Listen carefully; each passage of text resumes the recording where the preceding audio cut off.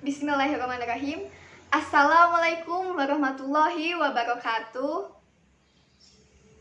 Tepangkeun wasta abdi Windia ti kelas 11 47. Ibu Yeliza anu kusim abdi dipihormat, sareng kerencangan sadaya anu kusim abdi dipikareus. Langkung ti payun mangga urang sangakan puji sinareng syukur kehadirat Allah Subhanahu wa taala lantaran hidayah sareng inayahna. Urang sadaya tiasa patepang karai dina ieu tempat kalawan dina kayaan sehat walafiat. Sholawat sinareng salam mugia tetep dilimpahkeun ka junjungan urang sadaya Kanjeng Nabi Muhammad sallallahu alaihi wasallam. Teu hilap ka para kulawargana, para sahabatna, sareng urang sadaya salaku umatna anu insyaallah taat kana ajaranna. Amin ya robbal alamin. Hadirin sadaya anu kusim abdi dipihormat, dina waktos ieu abdi bade ngadugikeun biantara anu judulna Silih Asih, Silih Asah, Silih Asuh. Sapertos kauningaku urang sadayana dina kabudayaan Sunda teh miboga falsafah hirup anu dijadikeun prinsip dina ngalakonan kahirupan sapopoe. Anu bade ku abdi bahas ayeuna nyaeta falsafah hirup anu aya patalina jeung kakeluargaan, nyaeta silih asih, silih asah, silih asuh. Atawa sok disebut oge silas.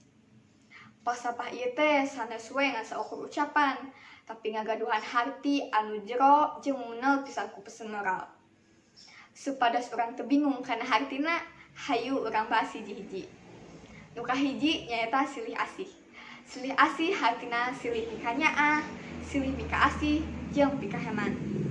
Jadi urang Sunda teh geus ngagem-atikan silih mika nyaah ka jalma nu sejen.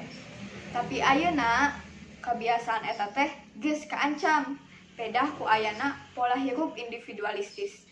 Ieu ngajadikeun jalma teu mika nyaah jeung teu wanoh ka batur. Teu jarang oge aya jalma anu teu apal-apal acan ngaran tetanggina. Nu kadua nyaeta silih asah.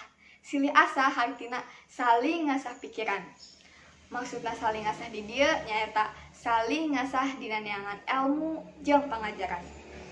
Tong ngapedakeun jeung ngaredahkeun oge, tapi kudu ngabagikeun eta ilmu ka jalma nu sejen. Mangpaatna ilmu pangaweureut teh pikeun ngumpulan rupangin masalah atawa tantangan anu disangharepan dina kahirupan sapopoe. Nu katilu nyaeta silih asuh. Silih asuh hartina ngabimbing, miara, silih ngasuh, saling negur, jeung saling ngingetan. Ieu oge ngagaduhan pesen moral, yen lamun urang geus sawawa teh kudu ngabimbing batur, terutami ka barudak. Janten silih asah, silih asih, silih asuh teh ngagaduhan harti pesen-pesen moral anu jero jeung naon anu diajarkeun ku agama, budaya, sareng adat bangsa Indonesia. Anu saluhureun mika nyaah kanu sahandapeun, anu sahandapeun ngajenan kanu saluhureun. Jeung papada jalma silih tulung tinulungan. Anu akhirna ngawujudkeun rasa anu tentrem ayem, pinuh ku geuter, silaturahmi anu wening. Falsafah ieu teh lebet ku ajen inajen, kamanusiaan, jeung kakeluargaan anu kudu diterapkeun dina kahirupan sapopoe.